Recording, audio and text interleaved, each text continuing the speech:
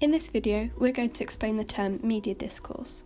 We'll talk through its definition, different examples, analysis, and a key theorist. Let's start with an example. Take Boris Johnson, our Prime Minister, a bit controversial, but for our topic of discourse, the leader of the Conservatives. Now take the polar opposite, Jeremy Corbyn, leader of the Labour Party. Within our social context, this is a perfect example of discourse. Both represent different demographics and ideologies, therefore evoking people's social values. They represent the two major contrasting discourses in Britain. Media discourse is used by media outlets to convey their ideologies to the public, in the aim of converting their audience to follow the same belief as they do. Spoken and written communication dominate traditional media discourse.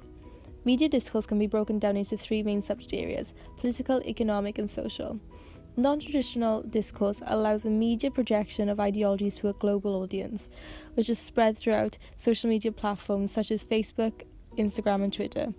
However, social media is accessible and interchangeable to everyone. This gives rise to fake news and can lead to mass public hysteria. Norman Fairclough, a professor of linguistics, described three characteristics of discourse to represent its operation within social life. He narrowed it down to genre, discourse, representation, and styles. He explained genre as being the initial framework for the audience to understand its discourse.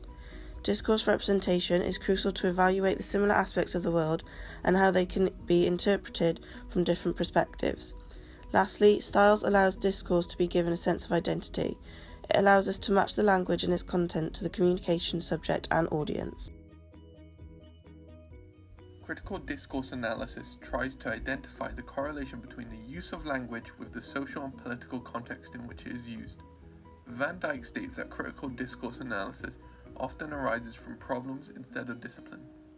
Conservation analysis is used in spoken discourse, but rather tends to focus on analysing social interaction instead of used language.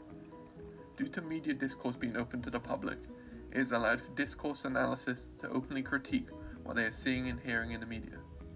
Discourse analysis view it as a type of institutional talk.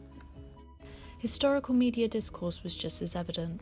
USA and Japan had different societal effects post-World War II. Pearl Harbor was America's first attack on their land, so the fear of invasion was implemented strongly within society.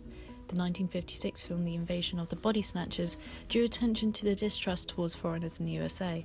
Japan's media discourse was deeply influenced by atomic bombs in Hiroshima and Nagasaki. Their fears were based on radiation poisoning and big destructive forces. For example, the film Godzilla in 1954, which began Japan's iconic monster movie genre.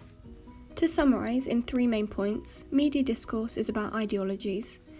They can be influenced by context, and they evoke social values and issues.